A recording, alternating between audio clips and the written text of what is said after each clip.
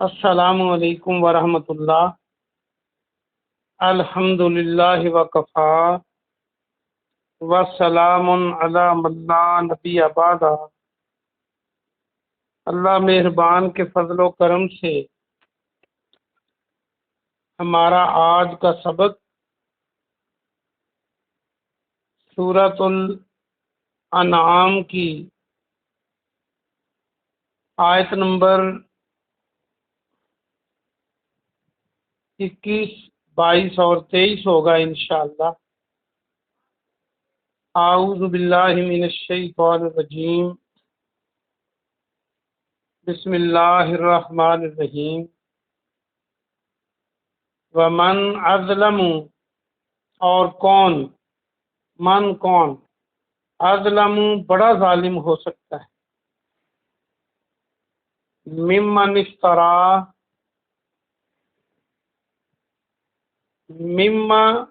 افطرا اس سے، اس سے جو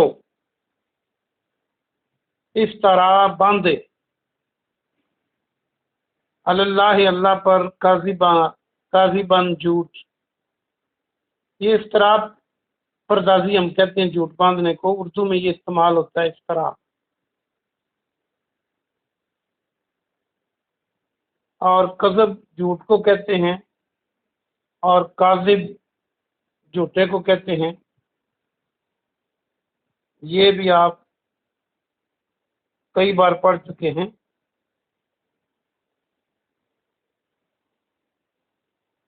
وَكَذَّبَ بِآيَاتِي، اور جھٹلائے اس کی آیتوں کو۔ انہو، بے شک وہ، یہ یقینی بات ہے، انہو بے شک یہ، لا یفلح فلاح نہیں پائیں گے، الظالمون ظالم۔ یفلح کو دیکھیں تو فا لام ہا موجود ہے، لام کے بعد الف لگا دیں تو فلاح بن جاتا ہے۔ فلاح و بہبود ہم اردو میں استعمال کرتے ہیں۔ با محاورہ ترجمہ سنیں۔ اس سے بڑا ظالم کون ہو سکتا ہے جو اللہ پر جھوٹ باندھے یا اس کی آیتوں کو جھٹلائے۔ یہ بات یقینی ہے کہ ظالم فلاح نہیں پائیں گے۔ وَيَوْمَ، اور جس دن، نَحْشُرُهُمْ، ہم اکٹھا کریں گے انہیں۔ یہ جو حشر ہے، ہم کہتے ہیں حشر کا میدان لگے گا، اس کو حشر اسی لیے کہتے ہیں کہ اس دن لوگ اکٹھے کیے جائیں گے، اس لیے اس کو حشر کہتے ہیں۔ میدان حشر میں اکٹھا کیا جائے گا، اس کا معنی اکٹھا کرنا ہوتا ہے۔ جمیعاً، سب کو، ثم پھر، نقول ہم کہیں گے، للذین، ان لوگوں سے، اشرکو جنہوں نے شرک کیا، اینا کہاں ہیں، شرکاؤکم تمہارے شریک، شرکاؤکم الذین جن کے، کنتم تھے تم، تزعمون زوم کرتے، زین عین میم زوم اردو میں ہم گمان کے لیے، دعوے کے لیے بولتے ہیں۔ کہاں ہیں وہ تمہارے شریک جن کا تم دعویٰ کرتے تھے، جن کا تم زوم کرتے تھے۔ زے عین میم، با محاورہ ترجمہ سنیں۔ اور جس دن ہم سب کو اکٹھا کریں گے، پھر ہم ان لوگوں سے کہیں گے جنہوں نے شرک کیا کہ کہاں ہیں تمہارے وہ شرکاء جن کا تم دعویٰ کیا کرتے تھے۔ بریکٹ میں معبود آپ کر سکتے ہیں، تمہارے شریک جن کے معبود ہونے کا تم دعویٰ کیا کرتے تھے۔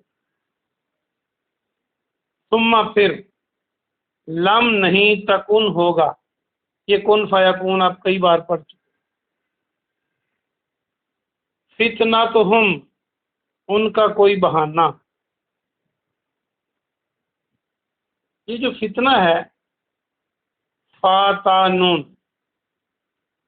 یہ قرآن مجید میں کئی معنوں میں آیا ہے۔ فتنہ کا معنی بہانہ بھی ہے، یہ آپ کے لیے نیا لفظ ہے، اس کو یاد کریں۔ اسی فتنہ کا معنی آزمائش بھی ہوتا ہے، اسی فتنہ کا معنی عذاب بھی ہوتا ہے، آگ میں جلانا۔ اصل میں جب سونے کو آگ میں ڈالا جاتا ہے تو اسے اس کے لیے یہی لفظ بولا جاتا ہے۔ سونے کو آگ میں ڈال کے جب اس کو پیور کرتے ہیں، کندن بناتے ہیں، تو عربی میں فاتانون یہی روٹ ورڈ استعمال کیا جاتا ہے۔ اس لیے اس کو فتنہ کا معنی آگ میں ڈالنا بھی ہے، عذاب دینا۔ تو یہاں پر اس کا معنی بہانہ کرنا، بہانہ۔ فتنہ تو ہم ان کا کوئی بہانہ، اللہ مگر ان یہ کہ قالو وہ کہیں گے، واللہ اللہ کی قسم، ربنا جو ہمارا رب ہے، ما کننا نہیں تھے ہم، یہ بھی کانا والا ہے، کن فیکون والا، مشرکین شرک کرنے والوں میں، ہم شریک بنانے والوں میں سے نہیں تھے، اللہ کی قسم جو ہمارا رب ہے، یہ کہیں گے وہ۔ با محاورہ ترجمہ سنیں، پھر ان کا کوئی بہانہ نہیں ہوگا مگر وہ سب کہیں گے کہ ہمیں اپنے رب اللہ کی قسم ہے کہ ہم مشرکوں میں سے نہیں تھے، ہم شریک کرنے والوں میں سے نہیں تھے۔ یہ قیامت کی بات ہے، میدان حشر کی۔ آسان سبق ہے، آئیے ہم اس کی مختصر تفسیر دیکھتے ہیں۔ اللہ سبحانہ و تعالی آیت نمبر 21، 22، 23 میں جو بات ارشاد فرما رہا ہے، اللہ نے سب سے بڑے ظالم کی بات کی ہے کہ وہ کون ہو سکتا ہے۔ ظالم تو کئی طرح کے لوگ ہیں، اور سب سے بڑا ظالم کون ہے؟ جو اللہ پر جھوٹ باندھے۔ حالانکہ کمزوروں پر ظلم کرنے والا بھی ظالم ہے، کسی کو ستانے والا بھی ظالم ہے، شرک کرنے والا بھی ظالم ہے، شرک کی کئی قسمیں ہیں، اور اللہ پر جھوٹ باندھنا یہ سب سے بڑا ظالم ہے۔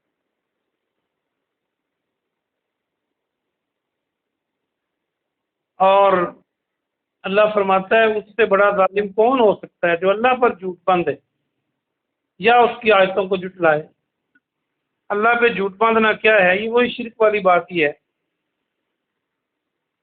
کہ کوئی بات ایسی کرے جو اللہ نے نہ بیان فرمائی ہو، جیسے قرآن کے اندر یا الہامی کتابوں کے اندر اللہ نے یا نبیوں کے ذریعے اللہ نے کوئی بات نہ بتلائی ہو، اور کوئی اللہ کی طرف منسوخ کرے کہ اللہ یوں فرماتا ہے، یہ اللہ پر جھوٹ باندھنا ہے۔ اور یہ بھی اللہ پر جھوٹ باندھنا ہے کہ اللہ نے کسی چیز کو حلال نہیں کیا، کوئی کہے کہ اللہ اس کو حلال کرتا ہے۔ اللہ نے حرام نہیں کیا، اللہ کوئی کہے کہ اللہ نے اس کو حرام کیا۔ کوئی جھوٹی بات اللہ کی طرف منسوخ کرے، یہ جھوٹ باندھنا ہے۔ اور یہ بھی اللہ پر جھوٹ باندھنا ہے کہ کوئی اللہ کی طرف اس کی اولاد منسوخ کرے کہ فلاں تو اللہ کا بیٹا ہے، جبکہ اللہ نے اپنی کوئی اولاد نہیں بنائی، اللہ اس سے پاک ہے۔ تو یہ جھوٹ ہے، جیسے عیسائیوں نے کہا یا یہودیوں نے کہا، یا ہم کہیں کہ فلاں ہستی تو اللہ میں سے ہے یا اللہ کا حصہ ہے، تو یہ سب سے بڑا جھوٹ ہے۔ یا پھر جو اللہ کی صفات ہیں، جو اللہ کے اختیارات ہیں، وہ کسی اور میں ڈالے جو اللہ نے جن کی سند نہیں اتاری، یہ بھی جھوٹ ہے اور اللہ پر جھوٹ ہے۔ اور اللہ کی آیتوں کو جھٹلانے کے بھی 2-3 مقصد ہیں۔ ایک تو جو اللہ نے آیات نازل کی ہیں قرآن کے اندر، الہامی کتابوں کے اندر، ان کا انکار کرے، یہ اللہ کی آیتیں ہیں، آیت کے معنی نشانی ہوتا ہے، یا پھر اللہ کے رسولوں کو جھٹلائے، یہ رسول اللہ کی نشانی ہے، اللہ کی آیت ہے، یا پھر یہ جو انسانی جسم کے اندر یا کائنات کے اندر جو اللہ نے نشانیاں بنائی ہیں اور جو توحید کی طرف لے کر جاتی ہیں، ان کا انکار کرے کہ نہیں یہ کسی اور نے بنائی ہیں، تو یہ بھی اللہ کی آیتوں کو جھٹلانا ہے۔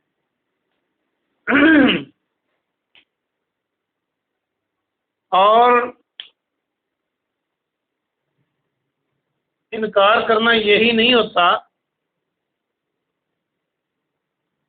کہ انسان زبان سے سرے سے انکار کر دے، بلکہ یہ بھی انکار کرنا ہوتا ہے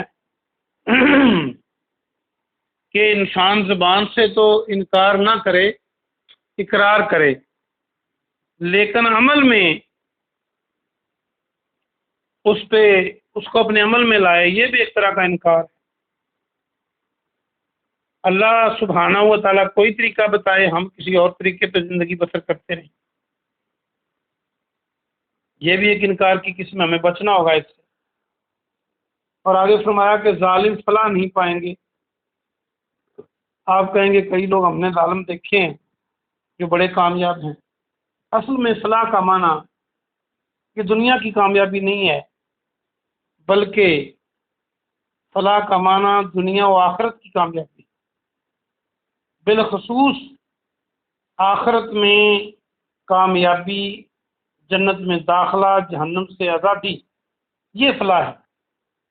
ورنہ انبیاء کرام کے بعض انبیاء کرام کے تو کئی دن چولہے نہیں جلتے تھے، اتنے حالات تنگ تھے۔ بعض انبیاء کرام کو اللہ نے بیٹے نہیں دیے، یہ کامیابی نہیں ہے دنیا کی نعمتیں، یہ تو اللہ نے فرعون اور نمرود کو بھی بڑی دی۔ تو بہرحال جو ظالم لوگ ہیں وہ کامیاب نہیں ہوں گے، قیامت والے دن ناکام ہوں گے۔ آگے فرمایا جس دن ہم اکٹھا کریں گے سب کو، اس وقت پھر ہم باقاعدہ ان سے کہیں گے کہ کدھر ہیں تمہارے شریک جن کو تم خدائی صفات سے نوازتے تھے، جو اللہ کی صفات تھی ان میں ڈالتے تھے، جو اللہ کا ادب و احترام تھا وہ ان کا کرتے تھے، جو اللہ کی عبادات تھی وہ ان کے لیے کرتے تھے، وہ لاؤ کدھر ہیں بتاؤ۔ تو اس وقت یہ کہیں گے کہ ان کا کوئی بہانہ کام نہیں آئے گا، یہ نہیں کہیں گے کچھ بھی، کوئی بہانہ نہیں کریں گے، بلکہ ایک ہی بات کریں گے جس کو اللہ نے قرآن میں بیان کر دیا کہ ہم اپنے اللہ رب کی قسم کھاتے ہیں، اللہ کا نام لیں گے۔ اگر کہتے نا ہم اپنے رب کی قسم کھاتے ہیں تو یہ ہو سکتا تھا کہ وہ اپنے معبودوں کی قسم کھا رہے ہیں۔ وہ کہیں گے ہم اللہ اپنے رب کی قسم کھاتے ہیں، اللہ کی جو ہمارا رب ہے اللہ کو مانیں گے کہ ہم شرک کرنے والوں میں سے نہیں گے، جھوٹ بولیں گے۔ وہاں پر اللہ کو رب تسلیم کرنا ان کے کام نہیں آئے گا، اور ان کا چارہ نہیں ہوگا کہ اللہ کے علاوہ کسی اور کو اس وقت معبود اور رب کہیں۔ تو یہ جھوٹ بولیں گے وہ کہ ہم تو شرک کرتے ہی نہیں تھے۔ آج بھی اگر ہم کسی کے ساتھ ہمدردی کریں اور اسے بتائیں کہ یہ کام شرک والے ہیں، یہ نہ کرو، وہ کہتے ہیں جی ہم کب شرک کرتے ہیں، ہم تو کلمہ پڑھتے ہیں۔ بھائی کلمہ پڑھنے والا چوری کرے تو کیا اس کی چوری گنی نہیں جاتی؟ اگر کلمہ پڑھنے والا قتل کرے تو کیا اس کو قاتل نہیں گردانا جاتا؟ اگر وہ ظلم کرے تو ظالم نہیں کہا جاتا؟ یا کلمہ پڑھ کے انسان نہ ظلم کرتا ہے، نہ جھوٹ بولتا ہے، نہ قتل کرتا ہے، نہ زیادتی کرتا ہے؟ اگر ایسا ہے تو پھر بندہ شرک بھی نہیں کرے گا۔ صحیح حدیث ہے بخاری کی کہ اس وقت تک قیامت نہیں آئے گی جب میری امت بنی اسرائیل کی امت کے اس طرح برابر نہ ہو جائے جس طرح دو تیر ہوتے ہیں، تیر آپس میں کتنے برابر ہوتے ہیں؟ یا آپ نے دوسری حدیث میں فرمایا کہ جس طرح جوتے کے 2 پاؤں ہیں، اس طرح برابر نہ ہو جائیں۔ تو کیا بنی اسرائیل نے شرک نہیں کیا تھا؟ کیا بچڑے کو نہیں پوجا تھا؟ کیا موسیٰ علیہ السلام کو، عزیر علیہ السلام کو اللہ کا بیٹا نہیں کہتے تھے؟ تو اگر وہ کرتے تھے تو پیارے نبی فرما رہے ہیں کہ اس وقت تک قیامت نہیں آئے گی جب تک میری امت ان کے برابر نہ ہو جائے۔ حتیٰ کہ اگر کسی نے اپنی ماں سے علانیہ زنا کیا تو یہ بھی کریں گے، یہ حدیث ہے۔ او کما قال رسول اللہ صلی اللہ علیہ وسلم۔ تو آج موقع ہے، قیامت والے دن یا مرنے کے بعد پھر پچھتاوا ہی رہے گا، پھر کوئی توبہ یا اللہ کو تسلیم کر لینا پھر کام نہیں آئے گا۔ اللہ پاک سے دعا ہے کہ اللہ پاک آپ کو اور مجھے عمل کی توفیق عطا فرمائے۔ سبحان ربک رب العزت عما یصفون وسلام علی المرسلین والحمد للہ رب العالمین۔